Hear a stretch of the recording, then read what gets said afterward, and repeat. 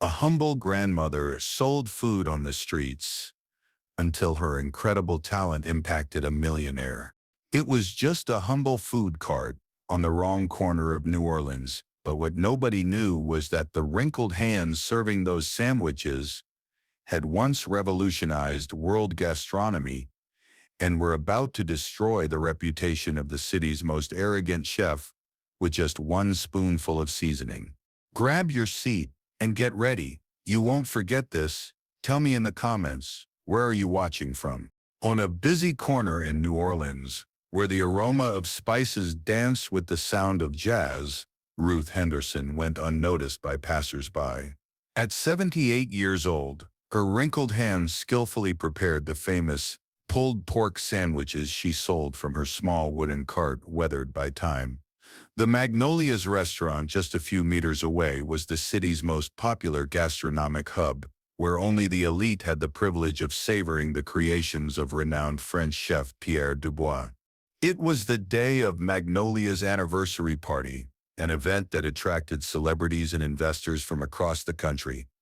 Pierre, in an immaculate apron and with an arrogant expression, ordered Ruth to remove her cart. "This street is not a place for suburban street food, madame. Today we are receiving important guests, and your operation compromises the aesthetics of my establishment." The restaurant's customers observed the scene, some with discreet laughter, others with aristocratic indifference, while Ruth silently gathered her belongings. During the following week, Ruth was forced to move to a distant corner, where her regular customers could barely find her. Still, she continued to prepare her sandwiches with the same meticulous care, measuring each spice with impressive precision, without using any measuring instruments. One of the guests from the party, Jackson Montgomery, CEO of a famous restaurant chain, casually passed by her cart, intrigued by the unique aroma, stopped. "What combination of spices is that? It seems familiar, but I can't identify it exactly." The following night, during the private dinner for investors at Magnolia's, Pierre was presenting his new menu when Jackson interrupted the tasting. "This sauce is extraordinary, but it's not yours, Pierre." A heavy silence took over the room. "This is the culinary signature of Ruth Bennett, the legendary chef who revolutionized American gastronomy in the 70s, before mysteriously disappearing." Heads turned when the kitchen door opened and Ruth entered, now dressed with discreet elegance. Ruth Bennett Henderson, to be precise. "And yes, this is my recipe, published in my first book, which apparently Mr. Dubois appreciated enough to reinterpret." The scandal took on international proportions. Pierre Dubois admitted to having plagiarized several of Ruth's recipes over the years. Jackson Montgomery offered Ruth the position of consulting chef at his restaurant chain, with a millionaire salary, but she refused. Instead, she accepted his proposal to finance a culinary school for low-income youth. "True cooking is not about exclusivity or status," explained Ruth during the inauguration ceremony, with Pierre among the students in the first class doing community service. "It's about transforming simple ingredients into something extraordinary, just as simple people can accomplish extraordinary feats when given the opportunity." In the small town where she now lives, Ruth continues to sell her sandwiches once a week. The line goes around the block, not only for the exceptional food, but for the opportunity to be served by a living legend who teaches, with each portion, that a person's true value is not in the label they carry, but in the love and authenticity they put into their work. Ruth's sudden fame brought unexpected consequences. Television producers competed for her participation in culinary reality shows, and publishers offered millionaire contracts for her biography. However, the elderly woman remained true to her essence. "I don't need spotlights to validate my art," she would say with a serene smile to the reporters who gathered at the door of her culinary school. Jackson Montgomery, now more friend than business partner, admiringly observed how Ruth transformed lives. Young people who previously had no prospects found purpose among pots and ingredients. You could be enjoying a luxurious retirement anywhere in the world, he commented one afternoon, while watching her teach the perfect roux technique to an ex-inmate. The wealth I seek is not measured in dollars, Jackson, Ruth replied, delicately adjusting the fire under the student's pot. It is measured in purpose. 6 months after the scandal, Pierre Dubois, trying to rebuild his reputation, announced a public challenge, a culinary duel against Ruth, with international judges and live broadcast. I'll prove that my talent goes beyond borrowed recipes, he declared in a meticulously orchestrated press conference. Ruth's students begged her to accept and definitively prove her superiority. Jackson offered resources to prepare her for the competition. But Ruth surprised everyone with her response, "The real competition is not against others, but against our own limits. I accept the challenge, not to humiliate Pierre, but to show that cooking transcends ego." While Pierre isolated himself with a team of assistants in a state-of-the-art gastronomic laboratory, Ruth continued her routine at the school, only dedicating Sunday mornings to test new combinations in her modest kitchen. Her students noticed that she never wrote anything down. Each recipe was imprinted in her memory like a score in a maestro's mind. One afternoon, an elegant, gray-haired gentleman entered the school. The students immediately recognized Anthony Pearson, the country's most feared food critic. "I came to observe, if you don't mind," he said to Ruth. "I want to understand what makes a legend return as a street vendor." Ruth smiled, extending an apron to him. "Observing is good, but participating is better. Today we're making Cajun stew. Wash your hands, please." On the eve of the competition, an article by Anthony Pearson dominated the headlines. Ruth's secret: why she has already won before starting. The text revealed that Ruth had not simply disappeared decades ago. She had chosen to abandon fame to care for her daughter with special needs, who had recently passed away. During those years, she had worked anonymously as a consulting chef for struggling restaurants, saving businesses without ever seeking recognition. "When you cook only for applause," Ruth is quoted in the article, "your seasonings lose their soul. Cook with love, and even the simplest dish becomes extraordinary." The next morning, Pierre Dubois didn't show up for the competition. In his place, he sent a letter announcing his withdrawal and a public apology.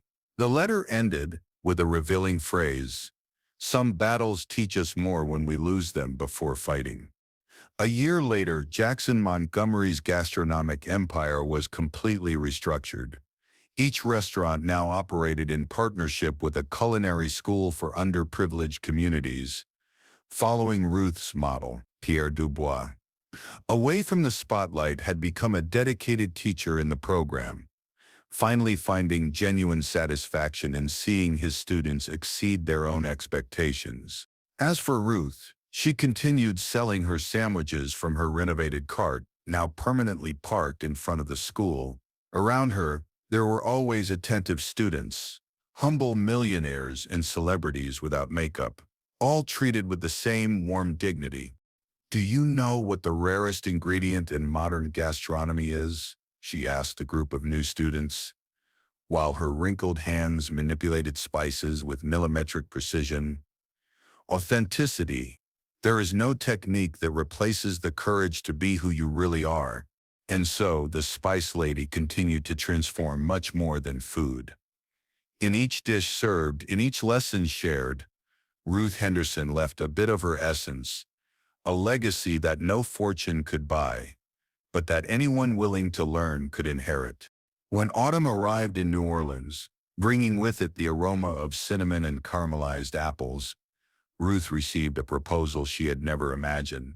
Jackson Montgomery, with his typical elegant posture, but now with a different, more humble look, entered her school during a class. "Ruth, Harvard Business School wants you to give a series of lectures on ethical leadership in business," he announced, handing her a formal envelope with the university's distinctive coat of arms. They believe your story has more to teach than any theoretical case could offer. Ruth laughed softly while cleaning her hands on her apron.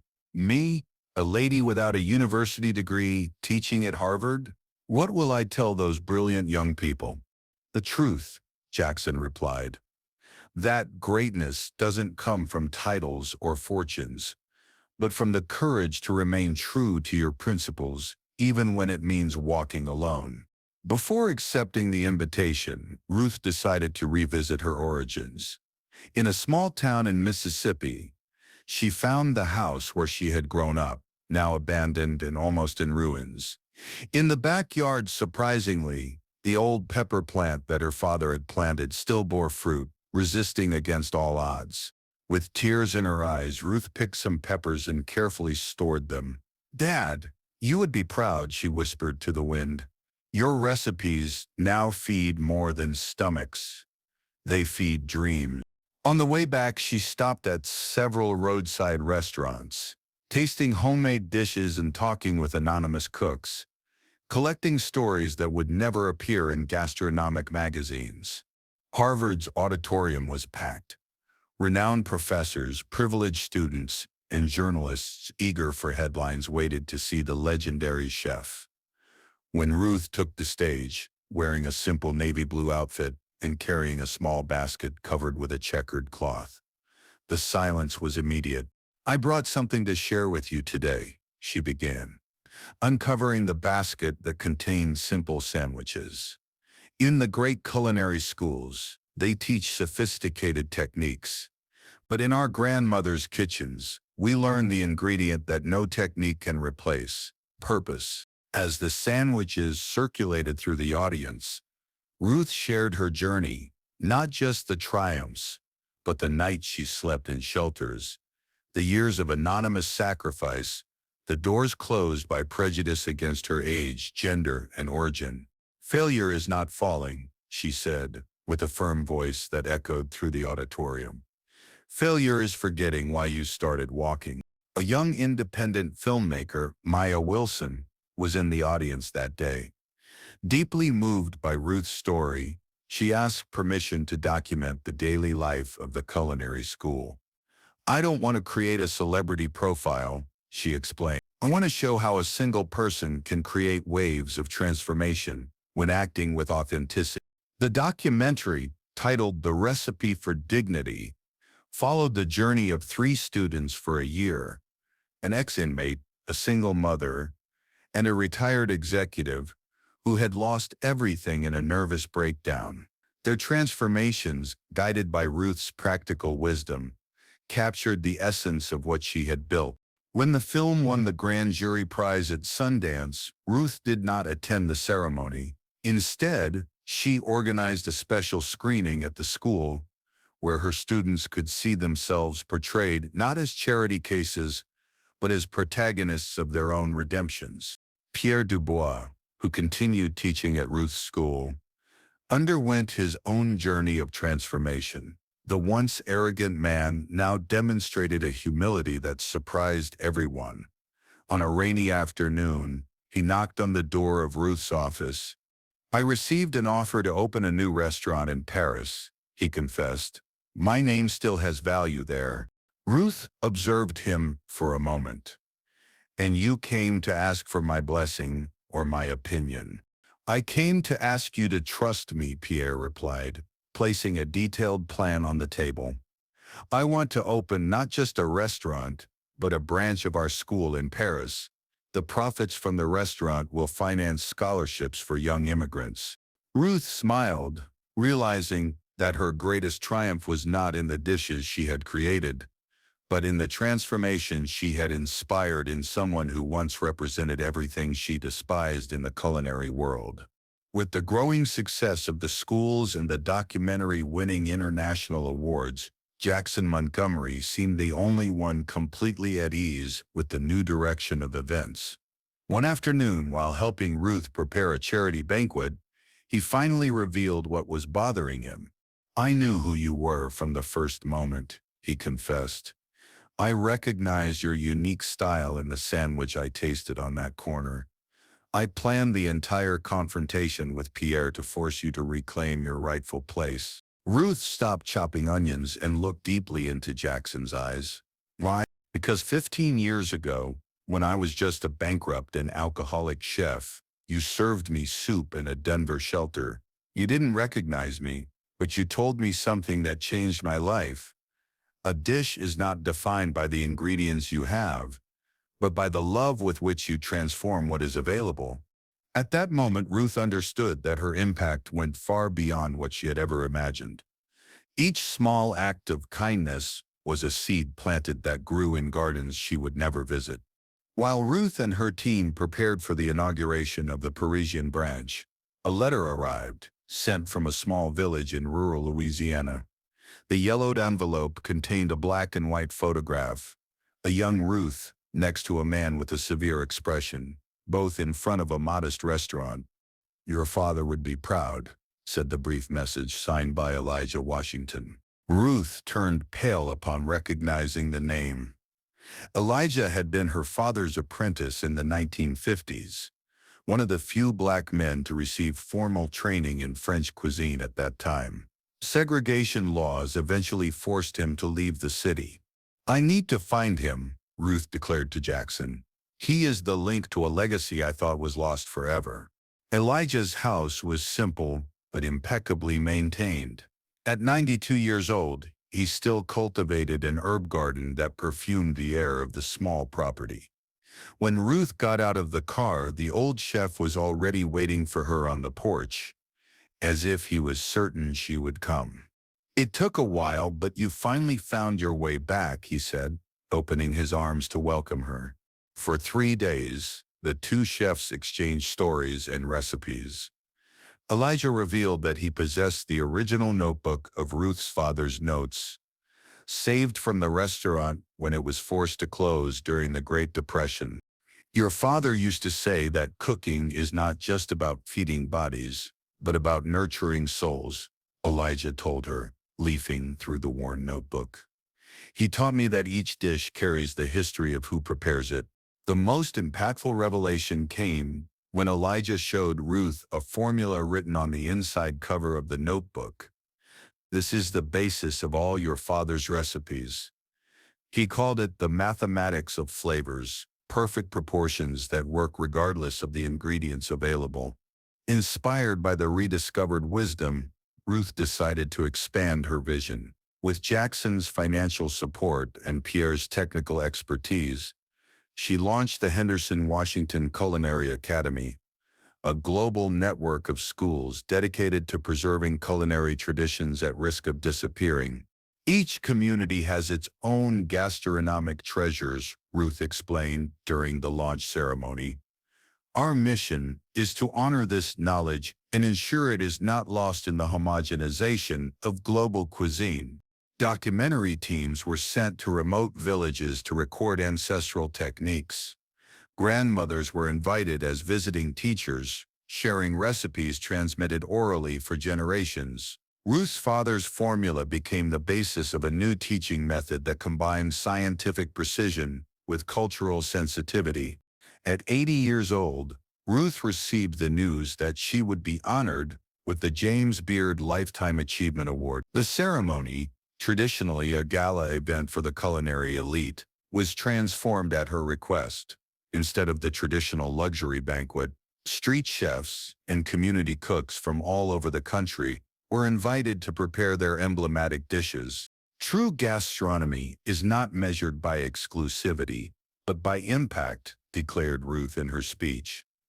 "The most sophisticated dish in the world loses its meaning if it is not prepared with intention and served with dignity." Among the applause, she spotted faces she never expected to see in that environment. Her first customers from the sandwich cart, sitting side by side with renowned critics. Elijah Washington, now in a wheelchair, with tears of pride in his eyes, and dozens of her former students, many of them now chefs recognized in their own right. The intense schedule began to take its toll. During a live culinary demonstration, Ruth felt a sudden dizziness and had to support herself on the counter.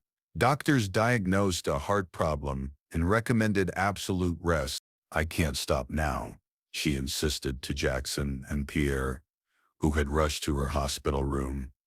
"There is so much to be done." Maya Wilson, the filmmaker who had documented her trajectory, captured on camera the moment when Ruth, still connected to heart monitors, conducted a meeting with her team. "If this heart is going to stop," she declared with a determined smile, "let it be doing what it loves." Ruth's hospitalization generated a wave of solidarity. Former students took turns to keep the schools running. Famous chefs offered to temporarily replace her in classes.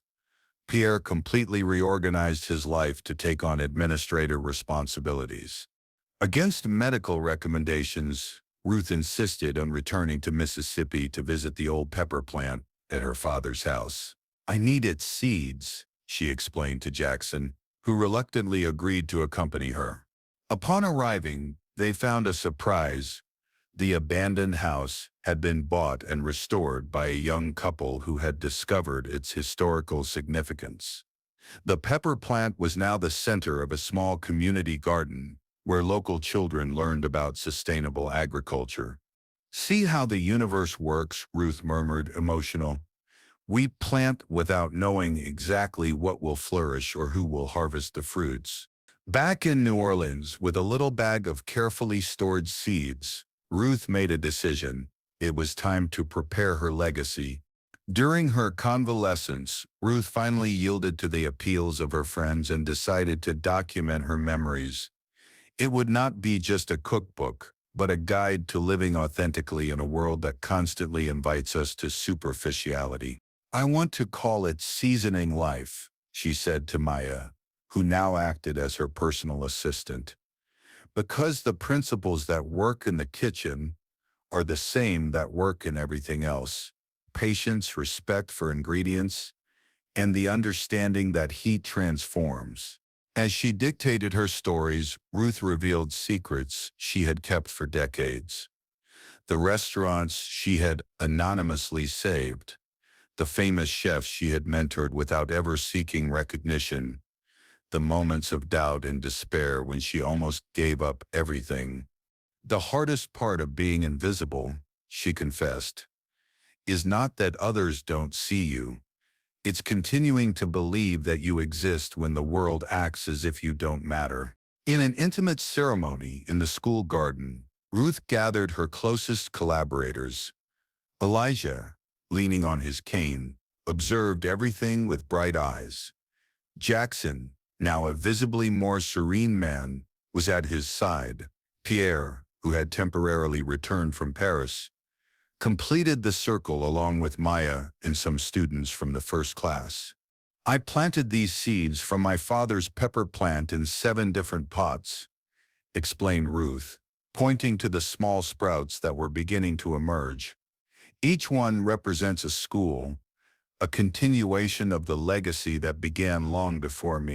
One by one, she handed the pots to those present. "I'm not retiring," she assured them, seeing the concern in their eyes. "I'm multiplying. Each of you now carries a part of this story. And like any good recipe, it will only improve with your own interpretations." For Pierre, the moment represented complete redemption. From a rival who had stolen her recipes, he now became the official guardian of her legacy in Europe. "I promise to honor every lesson I have learned from you," he said, with a choked voice, "especially those that are not written in any book." On the morning of her 82nd birthday, Ruth woke up before dawn and prepared her sandwich cart. Alone, she pushed it to the same corner where Jackson had found her years ago. The sky was still dark, the streets deserted. Methodically, she organized her ingredients, lit the small stove, and began to prepare her famous spice combination. With the sunrise, the aroma spread throughout the street. One by one, early workers, taxi drivers, nurses leaving the night shift, invisible people to the elegant city that was still asleep, began to approach. "Ms. Ruth, is it really you?" asked a nurse in a wrinkled uniform. "I thought you only cooked for important people now." Ruth smiled, handing her the first sandwich of the day. "My dear, there is no one more important than you." At noon, when her students finally found her, worried about her absence, Ruth was surrounded by a diverse crowd. There on the sidewalk, an improvised circle formed where stories were shared and dreams were nurtured along with bodies. "This is how it all began, and this is how it must continue," she explained to the young chefs who came to get her. "Never forget to return to your roots. The most sophisticated food in the world loses its purpose if it is not capable of doing what a simple sandwich at the right time can do. Remind a person that they matter." On that corner, where she had once been humiliated and later celebrated, Ruth Henderson completed the cycle of her journey. The power she had discovered was not in her newly acquired fame or in the schools that bore her name. It was in the simple but revolutionary act of serving others with dignity and excellence, regardless of who they were. As the sun set over New Orleans, Ruth contemplated the people around her, the millionaire who had discovered her, the rival who had become an ally, the young filmmaker who had documented her story, and the anonymous crowd that had always been her true audience. All now united not only by the taste of her food, but by the rarest and most valuable seasoning in any recipe, the understanding that true greatness is not in being served, but in serving. If you've come this far and this story has touched your heart, I invite you to keep this faith alive with us by subscribing to the channel and activating the notification bell so you don't miss any stories that touch the soul. And if this story has moved you, give it a like so we can continue sharing more stories like this one, made with all our hearts. Until next time.